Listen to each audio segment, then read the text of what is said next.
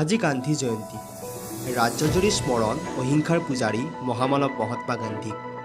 অন্য প্ৰান্তৰ লগতে নলবাৰীৰো বিভিন্ন প্ৰান্তত মহাত্মা গান্ধীৰ ১০১তম জন্ম জয়ন্তী উদযাপন কৰা হয়। উল্লেখযোগ্য যে নলবাৰীৰ পাইকাৰকুছিৰ চক ব্যৱসায়ী সন্থাৰ উদ্যোগত চাফ চিকুণ কাৰ্যসূচী ৰূপায়ণ কৰাৰ লগতে মহাত্মা গান্ধীৰ প্ৰতিচ্ছবিত মাল্যাৰ্পণ বন্তি প্ৰজ্বলন কৰে ব্যৱসায়ী সন্থাই। ৰমেন দাসে হাত ধৰা এই কাৰ্যসূচীত বিশিষ্ট ব্যৱসায়ী নিপেন্দ্ৰ দাসে বন্তি প্ৰজ্বলন কৰাৰ লগতে ব্যৱসায়ী সন্থাৰ উপদেষ্টা কালীন্দ্ৰ কুমাৰ ডেকাই গান্ধীৰ কৰ্মৰাজিৰ বিষয়ে ভাষণ প্ৰদান কৰে। ইফালে এই কাৰ্যসূচীত সম্পাদক শম্ভু বৰ্মনকে ধৰি ব্যৱসায়ীসকলে পুষ্পাঞ্জলি প্ৰদানেৰে স্মৰণ কৰাৰ লগতে পাইকাৰকুছিৰ চকত চাফ চিকুণ কৰে বিভিন্নজনে।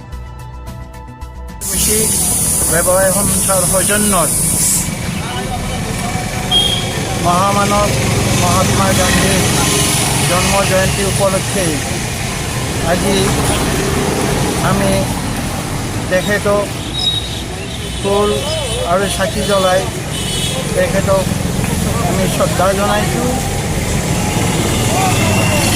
আমাৰ এই ব্যৱসায়ী সন্থাৰ সৌজন্যতে আজি আমি পাইকাৰকুছি চকৰ ব্যৱসায়ীসকলে আমাৰ এটা চাফাই কাৰ্যসূচী হাতত লৈছিলোঁ আৰু আমাৰ এই কাৰ্যসূচীটো আমাক আগলৈকে আমাৰ চকটো পৰিষ্কাৰ পৰিচ্ছন্নতা কৰি ৰখাত সহায়ক হ'ব বুলি আমি আজি আমাৰ এই গান্ধী জয়ন্তী